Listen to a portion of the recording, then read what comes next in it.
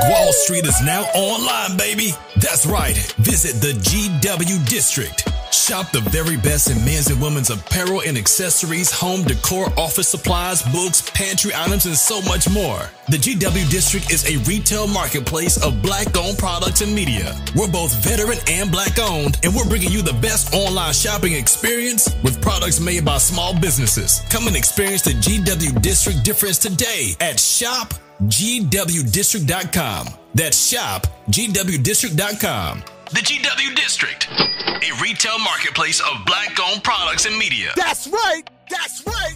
That's right.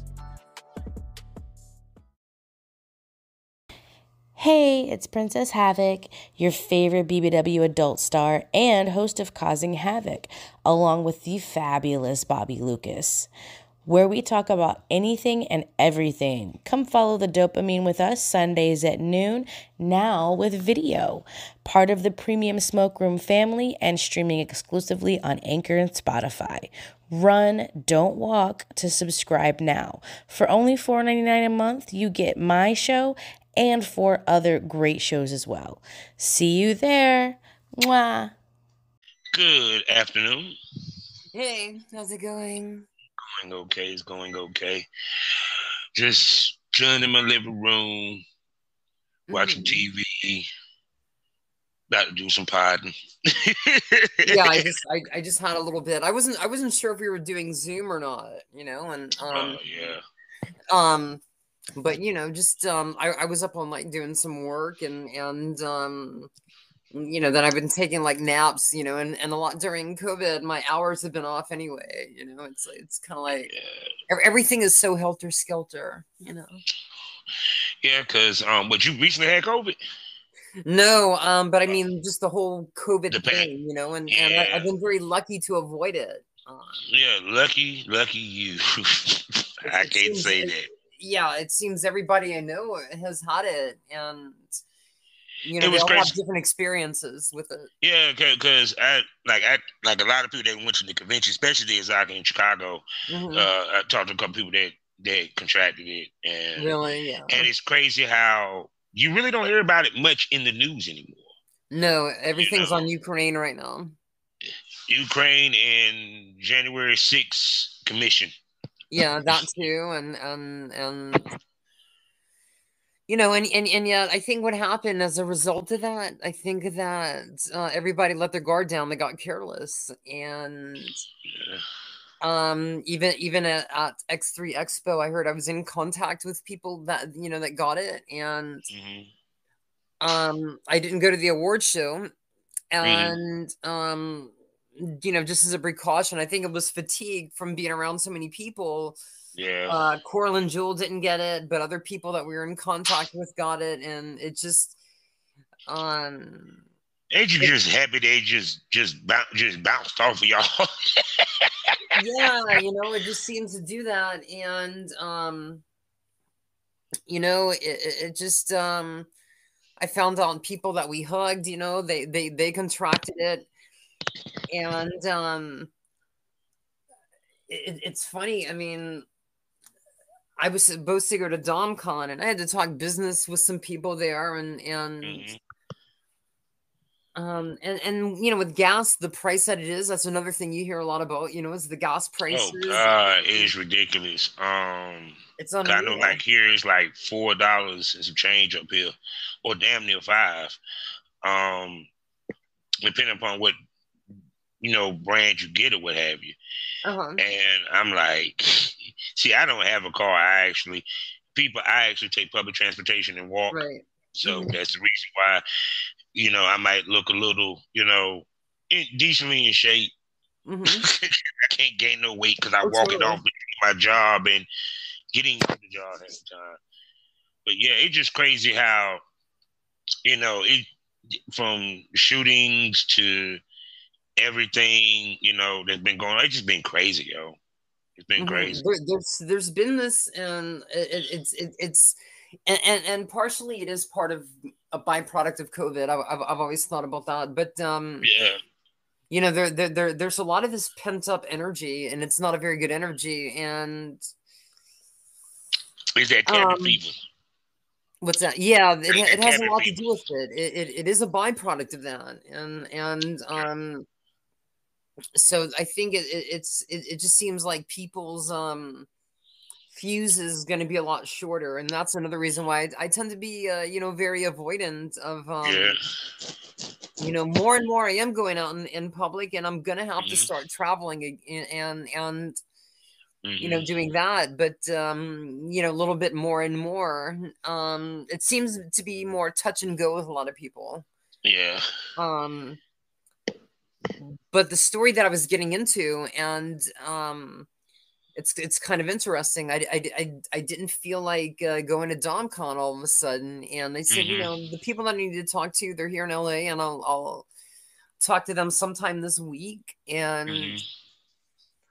so I decided I was going to really get wet in SexPanther and really see, navigate around it. And I ended up having a very, very big weekend on it. Oh, good. And I didn't go to DomCon. And that Saturday, I get a text about my friend, and she had tested positive for COVID. Damn, that's crazy. And Yeah, that's crazy. But hold up, it's before you very finish that, let me talk to the people real quick. Then we need to continue real quick. I gotta do my particulars real quick. definitely, yeah. All right, people. I'm gonna make this short and sweet because I'm not about to. I don't feel like going through the long thing. Welcome to the Smokers Lounge here on Anchor. Y'all know what it is. Go get a profile. Start podcast today. I'm your host, Carol Silver Champ. Find all my links at allmylinks.com/porn rap star. 3 sponsors: lsworld.com, RiseismMagazine.com. Y'all know what to do. Go to RiseismMagazine.com. Get yourself a month subscription. For your consumers and content creators, xsitebunny.com. Content creators, 90% profit. Consumers, new place where you consume your XXX content. No hashtags. Also, proud member, GW District Black Podcasting Network. Plus, go to shopgwdistrict.com, where not only can you find my podcast, you can also find some great shopping from over 500 Black-owned retailers, shops, and boutiques. Also, check us out on SkyhawkAfterDarkTV.com on their radio station on Wednesday, Saturdays, and Sunday mornings. And also check me out on BGPLLC app, which you can access on your phone by downloading it. All you got to do is go to your Play Store or wherever you download, get your apps. Or you can listen to me on their radio station on your laptop in the browser. Now, with that being said, I'm about to let this lady introduce herself. We can continue this great conversation. Mm-hmm.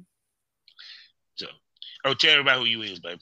They didn't heard you before, but it's for the new listeners. Oh, definitely. It's great to be back here on the Smokers Lounge. I am Erikka Ryko, and if you haven't seen me yet, you will be seeing a bit of me. And this is my 3rd time here on the Smokers Lounge. Yes.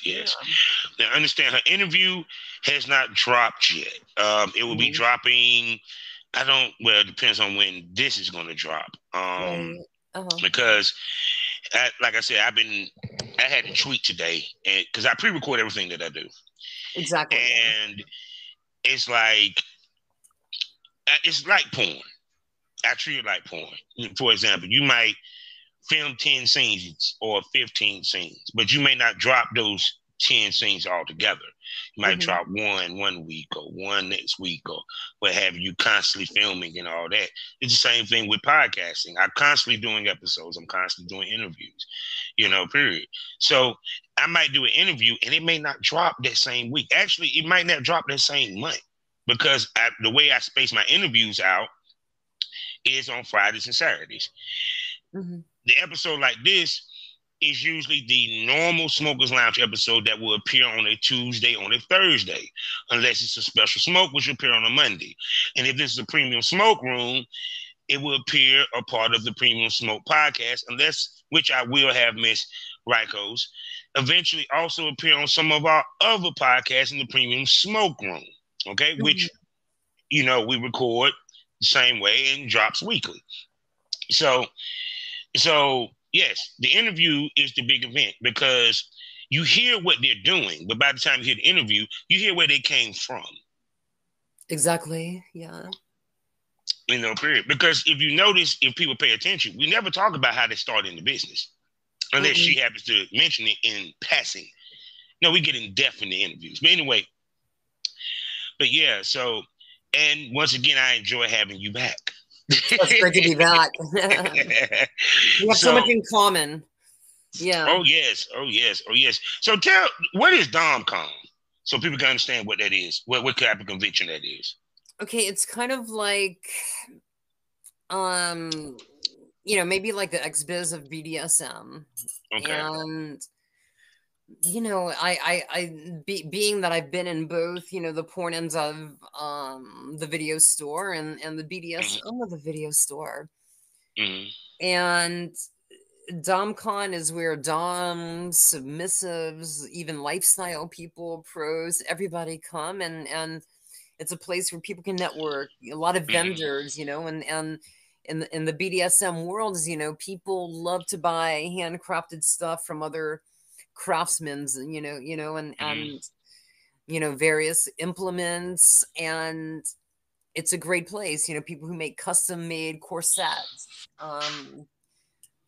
people who make custom equipment, St. Andrew's crosses, and they have the fetish ball on Saturday night and all throughout the week at the LAX Hilton. And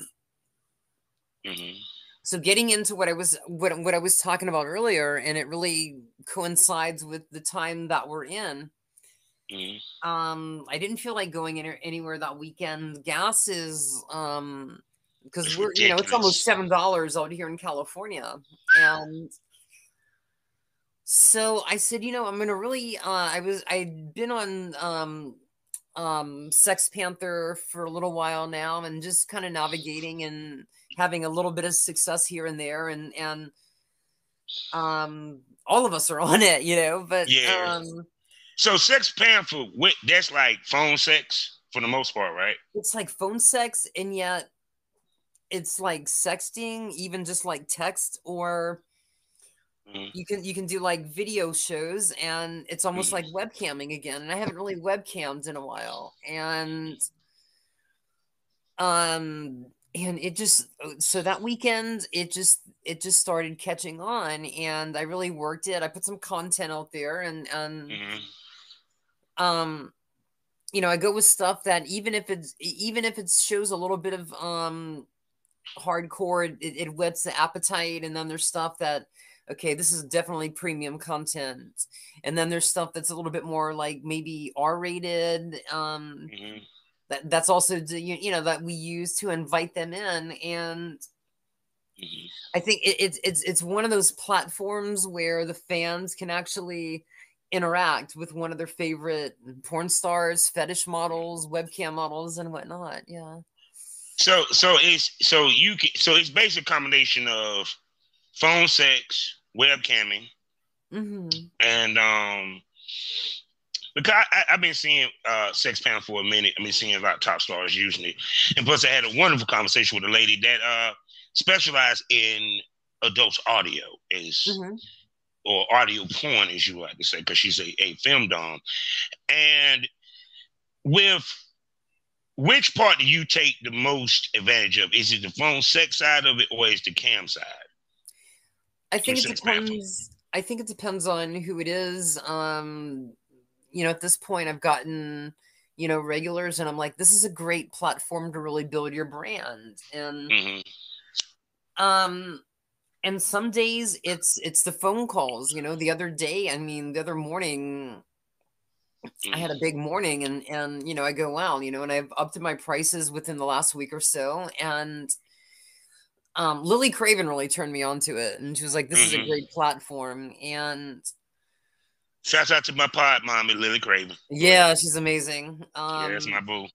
And and I'm really planning for New Jersey, so hopefully, we'll all see each other. Actually, I plan to go to New Jersey also, so that'll be awesome. Yeah, we'll all get together.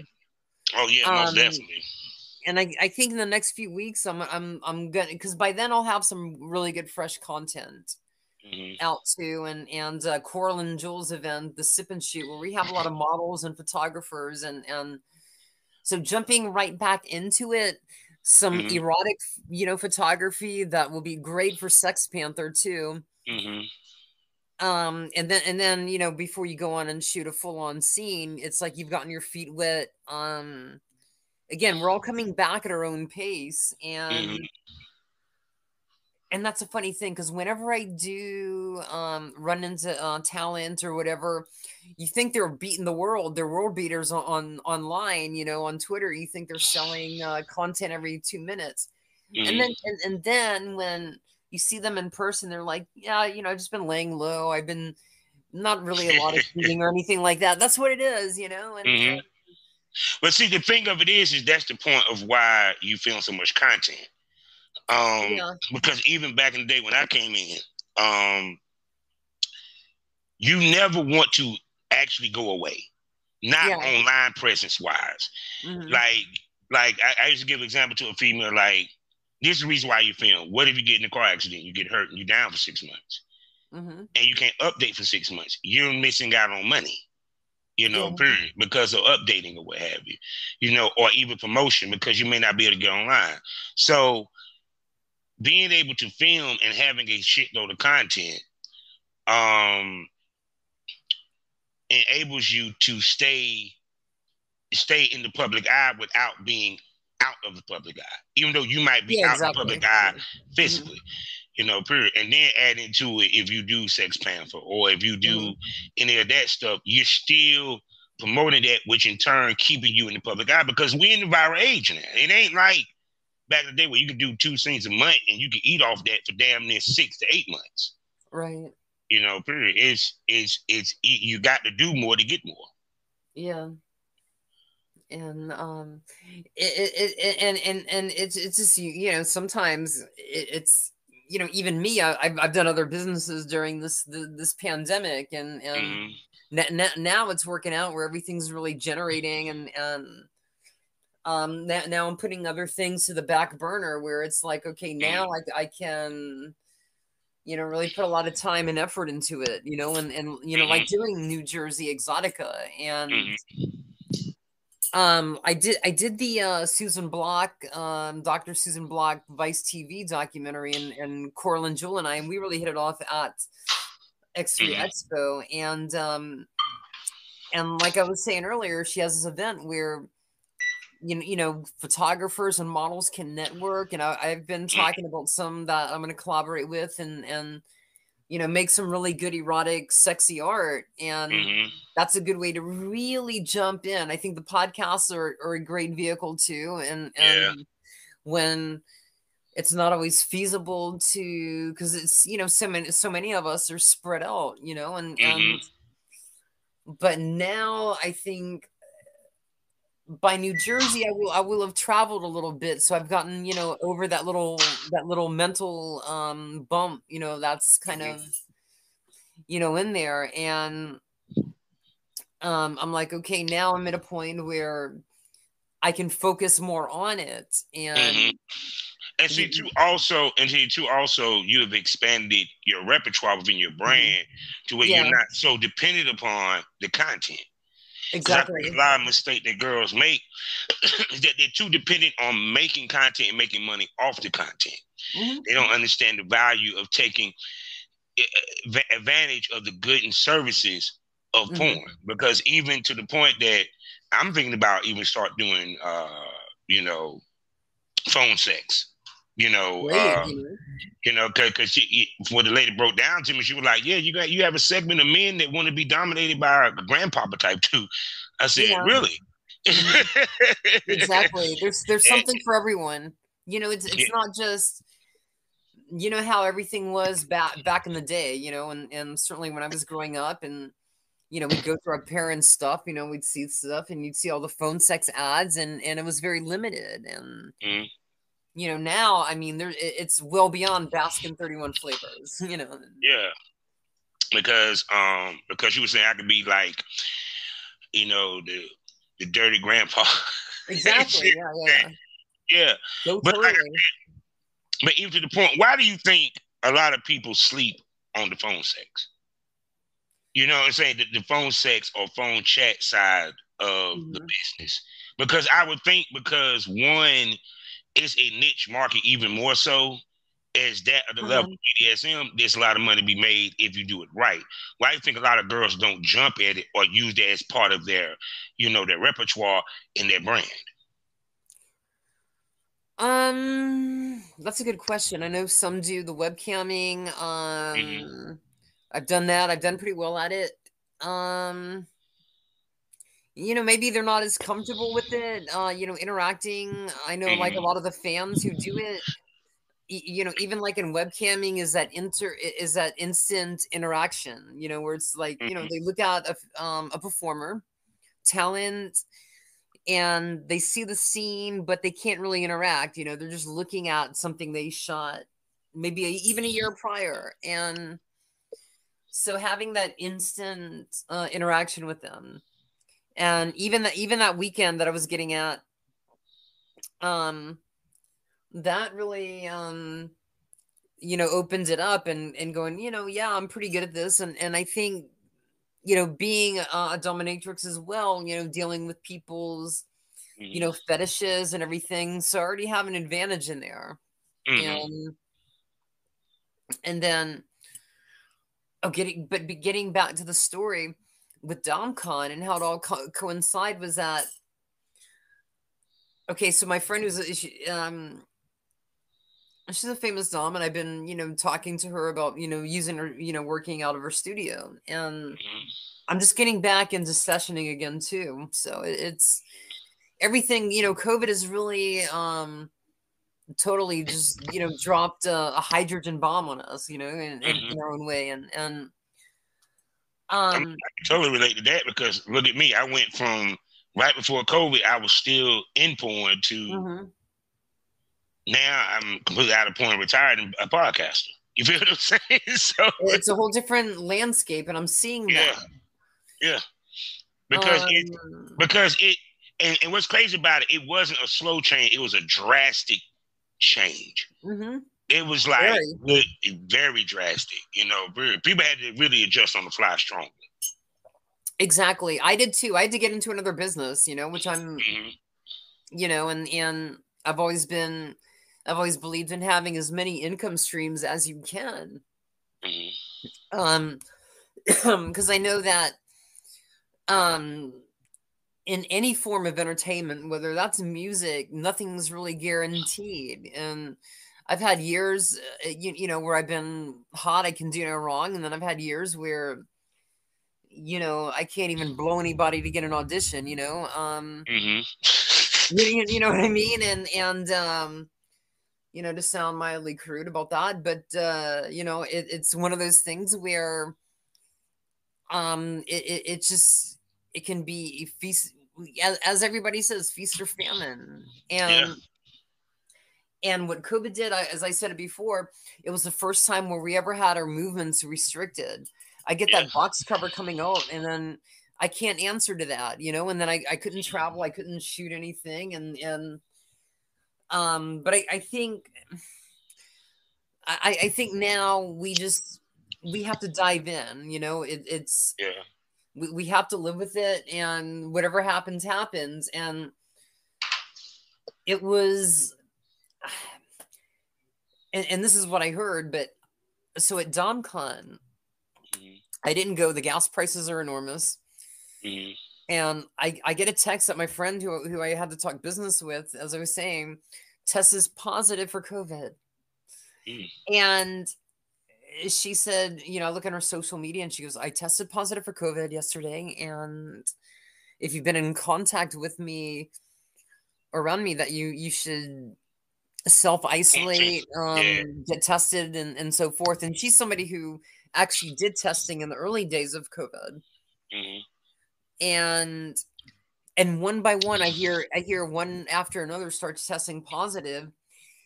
And at the event, and one of my friends who was double boosted had to go to the ER. Some people were vomiting.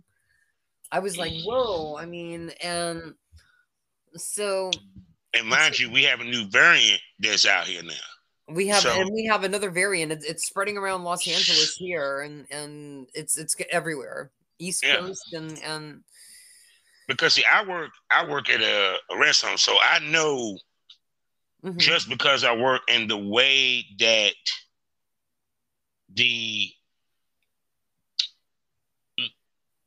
like for example, I know how much the COVID, shit has risen by how many times we test and the mask that we have to wear.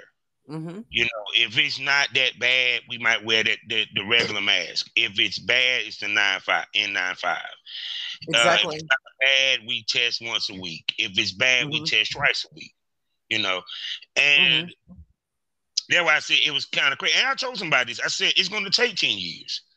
I don't know why people thought that when this first started happening that it was just going to go away that fast. No, because you got to develop the medicine that can be bought over the counter. Exactly. Yeah. The medicine, you get where I'm coming from, because you got flu medicine. That's about over the counter. Yeah. That's when you know that we at that turning phase. We can't even keep up with the variants to sit here, because you can get sick. Because think about it, you say your people got 2 boosts, and they still got it. Now I keep telling you about it. You still can catch it. You can still you can still die from it, even with it, even with all this, because we haven't had time as a world to get immune to it. Exactly. An immunity. And that's facts. And the other thing is that, I've been saying that I think it's going to be, after like 5 years, we'll see what damage it really does. What are the long-term health effects, along with that. And it's a scary scenario, and we have to wait it out and see what happens. But I know that we have to live with it in some ways. I mean, I still try to be as safe as I can be, but it was like what I was getting at. Long story short, I stayed home, I made money, and I avoided a super spreader event.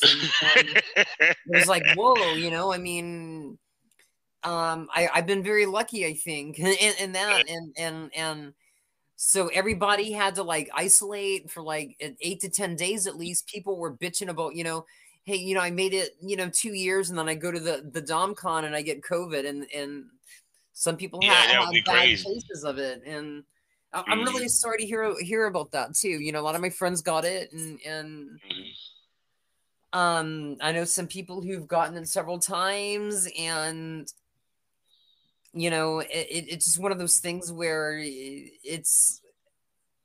I've been very reclusive a lot, and with spurts of, like I say, the ex-biz and a few things, but I think it's at a point where it's like we have to live with it and deal with it. Yeah, because I think also the problem was that because so much misinformation, the internet. Because I thought about it. If this happened back in 1980 or in the 90s, we probably would have gotten over the hump well before now. Because you wouldn't have had so much misinformation, because you had to watch the news to get your information for real anyway, because the internet wasn't booming. So I think what hurt and what could have probably helped us beat this to the point where it's not as bad now and people dying was the fact that, one, we didn't trust the CDC because of misinformation, because the internet itself was allowing so much bullshit to get out there. And even worse, people believe the bullshit. Yeah, because sometimes they want to. Yeah, because to me, I can sit here and tell you the sky is purple. It's up to you to believe if I'm telling the truth or not. Exactly. Period. And then what's crazy is that there's no absolute info, because this, because we're in a similar age bracket. You had to go to the library. So what was in the library was kind of absolute. absolute. And what you heard on the news is absolute. Now, they say, well, you can Google it. I can Google one topic and get 5 different takes on the motherfucker. And and that means, you get what I'm saying? So it's kind of like, were we our own worst enemy when it came to this? Mm-hmm. Exactly, yeah. And I see even, you know, people in the industry, there's some who are very anti-vax, and there's some, and it just it's like anything else. There's been really bad propaganda out there, and because going back to 2003, when I was in Toronto, we had the SARS, and luckily the internet was not what it was. Yes. In 2003, there was no real, I mean, I think the only social media was like AIM, I mean, no Facebook and no Twitter. And so I think that kept a lot of things at bay. And I know this sounds really bad, but only, as they say, only 44 people died there, and except, or at least in Toronto, but I mean, in other areas of China. But I think we really dodged the bullet with that too. And I prayed I'd never see anything like that happen. And then when I saw this thing coming on, I was like, whoa, it's, this is like the sum of all fears, and until the next one happens, which could be a lot worse, but yeah. Well, hopefully it don't get worse. Oh, I hope so. Because I always felt it's going to be always new variants, because the way that this thing was made to begin with, and probably what it was made for. Exactly. Yeah. I mean, it could have been part of a germ warfare. I mean, I don't want to sound conspiracy theorist or anything, but we can do that on this podcast. Fuck that. Yeah. We speculate. My in the words of one of my favorite podcasts, Love the Tea, my tin hat stays tingling. Yeah. So totally. Let's get off of the COVID shit. Let's get to the porn stuff. So the porn stuff. Yeah. So you're getting back into it. You're getting back into your shooting and everything. Now that, of course, you probably get more frequency for the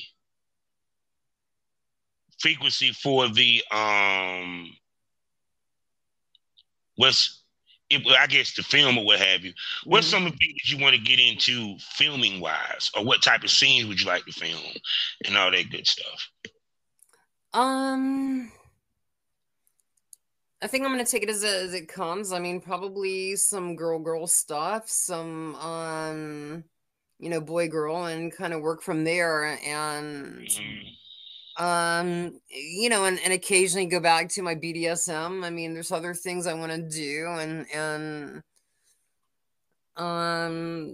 as I pride myself as being versatile, and I think that makes me branch out, and that gives me more, options as well, doing,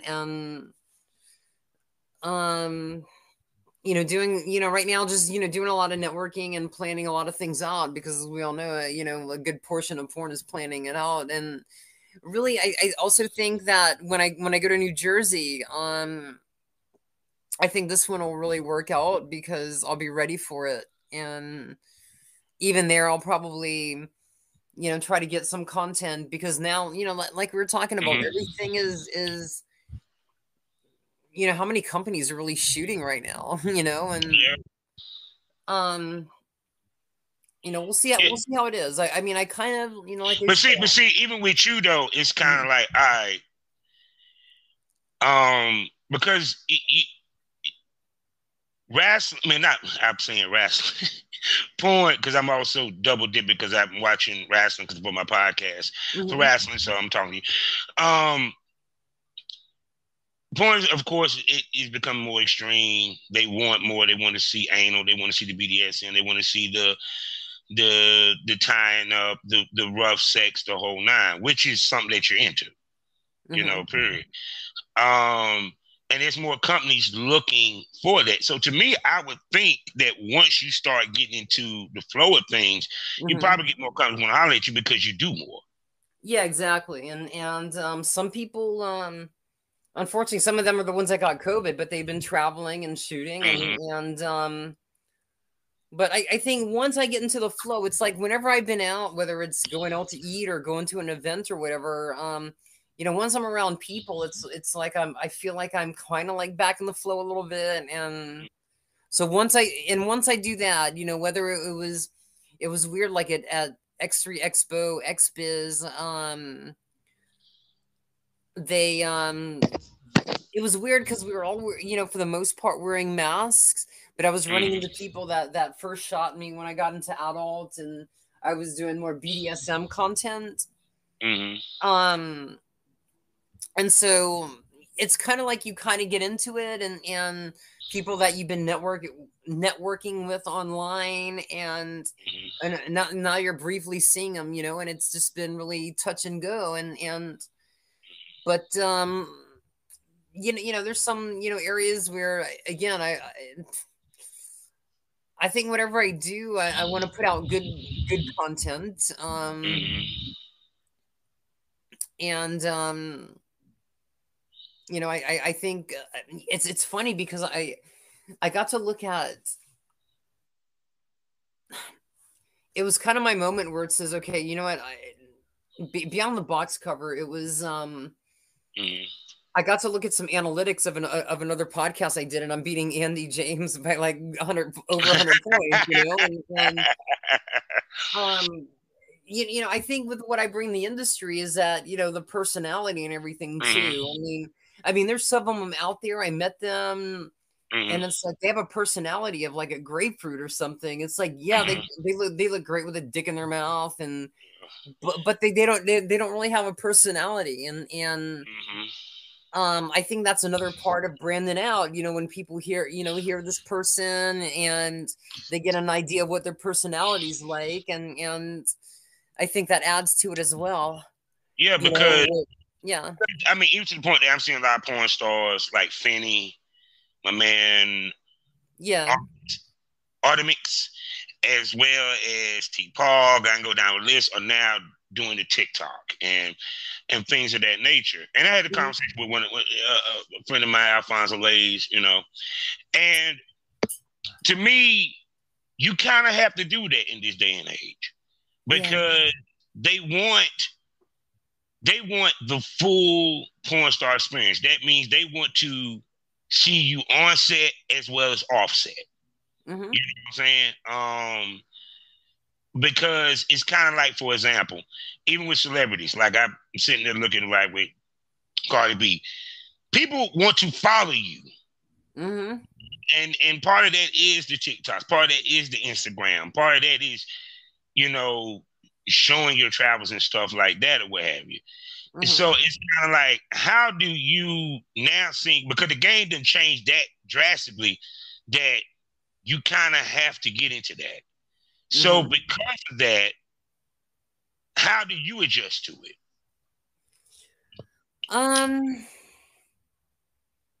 Yeah, you just kind of look at you see what they're doing, and then you figure what works out best for you, and go from there. I know like a lot of times on my Instagram, that tends to be a little bit more of my everyday life, and I know like pre-pandemic, if I was doing, if I was in London for, the next month or whatever, and like doing events and there, people would see my photography, which I do a lot of, and then they see stuff, content from events, and see, I got to get with you. If I come to New Jersey, I want you to take my pictures. Definitely, yeah. I want you to take my pictures straight up. I always wanted a woman photographer to work with. So yeah, see, even more reason for me to go to New Jersey. But go ahead, finish, baby. And at some point, and I've done a little bit of it, where I want to see, because I've done stills in mainstream too, and yeah, I'd like to see how I can make some models look, or I would like to shoot some of them when they're in a certain moment and it comes out like in a black and white shot, like it's behind the scenes at Studio 54, something of that mold, and something where it's artistic, where it's not like, we see like all the performers, and they're all hot out, they're all sexy out and everything, but something a little bit more artistic, something in a different light. And yeah, because I think the picture, the modeling aspect of porn has completely decreased or damn near disappeared almost. Because it used to be a time where even with shoots, that was part of it. You had to do a photo shoot in the outfit that you was wearing. Yeah, exactly. Or y'all did a certain type photo shoot to illustrate the scene even more. You don't see that much. But I think that also what helps ladies stand out even more when you see them type pics versus you always seeing the selfies and the toes pointed with a dildo in their pussy. Exactly. And here's the thing. I personally am not really a fan of selfies. I mean, I have a career that goes back 30 plus years. So I've been in like all the, as a model, I've been in Cosmopolitan and all these, and I've worked with these photographers. And so why would I want to do a selfie? I do it once in a while. And I tend to be very critical of myself but it's yeah, now more so than ever, it's like the self-promotion thing, and unfortunately, and I've had other performers say, I mean, that's my unsolicited advice is, nobody's going to promote you like yourself, and because even with the girl phone sex dom, shouts out to her. She uses pictures to advertise her phone sex business. Exactly. And they're sexy looking pictures. You feel me? Yeah. So people that's why I tell people, pictures help advertise your business, and it also psychologically is depending upon how, especially if it's very professionally done and shot, it makes them want to spend more money because they feel like they're spending money on a star, not somebody that lives next door. Because they, no matter how much reality we era that we're in, they still want to follow a star. Exactly. They want that brand name, they want that guarantee. And and I try to do that. I look at like even on SexPanther, I look at some models on there, and yeah, they look like they're from down the hall, I like to think I've always put out, pretty good content, and throughout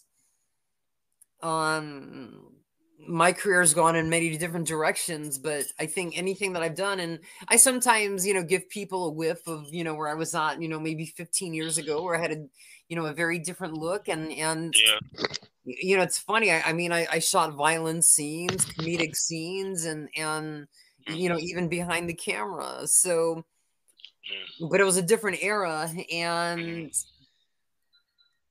so I think that's pretty cool. That's part of that is a little bit part of my brand, and people could see where I was at, from there, and I think people want to see how a performer can evolve too.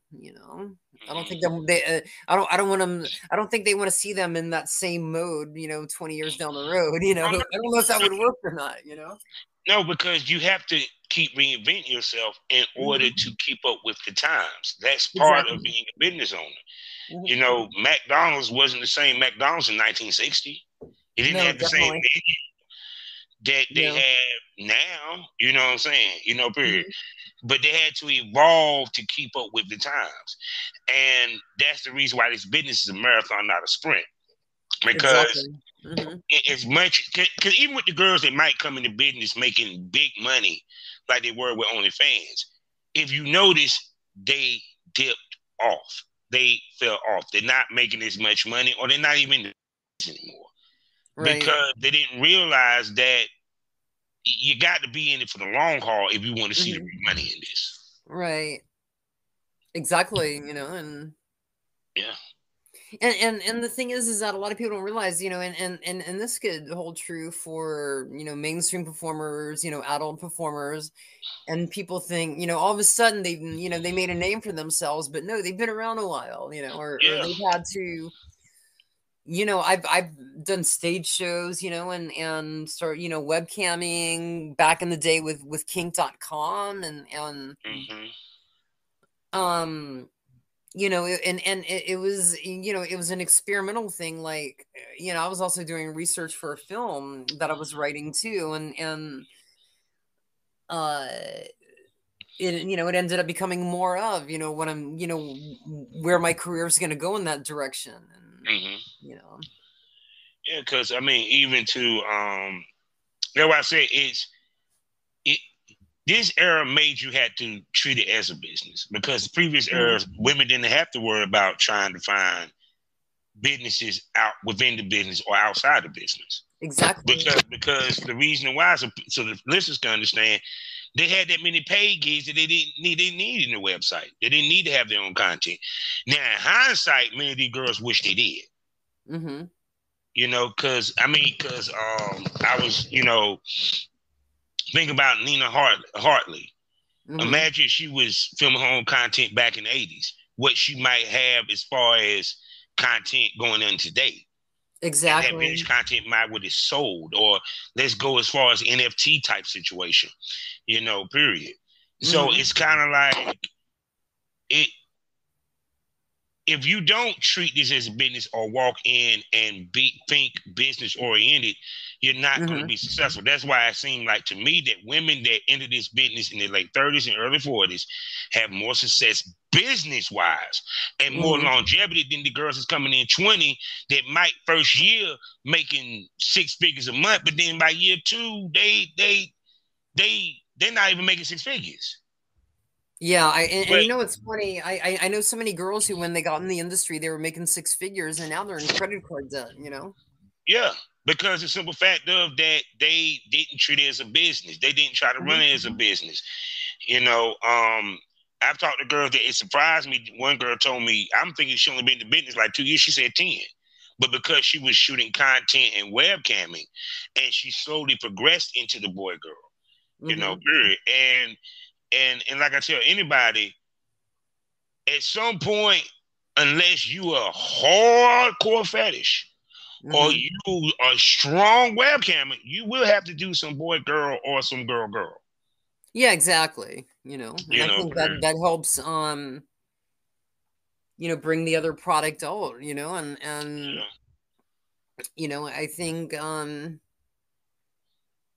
you know, and I mean, and that's one thing about New Jersey, and I and another reason why I picked it is because I can really concentrate on the show and shooting the content, you know, and to really network as well. It's going to be my first Exotica.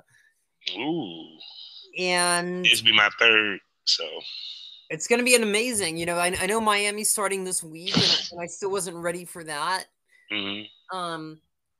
But by again, you know, by New Jersey, that's late October. It works out great. I can get a few days in Philly and you know, visit someone on the East Coast a little bit too, and but really concentrate. If I would have done Chicago, I would have fucked around and gone out to dinner with friends because I've lived there, and I would have been an asshole, you know, and I would have been unreliable and looked and same thing with you know, Miami, you know, because it's hot as it's going to be so hot and humid.